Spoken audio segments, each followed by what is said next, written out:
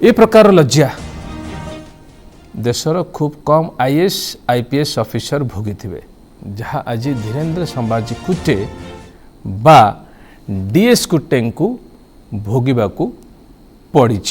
शपथ नेले जे से संविधान प्रति निष्ठावान रहिबे लोकों पई काम करिवे किंतु काम कले पांड्यान को पाई पांड्यान को केमती मुख्यमंत्री कराइबे से योजना रे लागिले। एबे गृह विभाग रे ओएसडी भावे काम करिवे। चौकी खंडे मिलिबो टेबुल गोटे तो निश्चित भाव में मिलिबो किंतु दरबारी स्टाइल आउ रहिबो नाही। पाद छुईमा पई आउ कुटेंकर पाद छुईमा पई आउ नेता आसीबे नाही।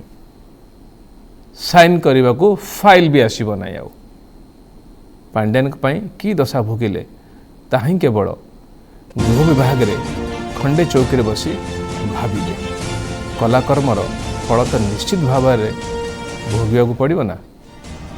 धीरेन्द्र संभाजी कुटे महाशय।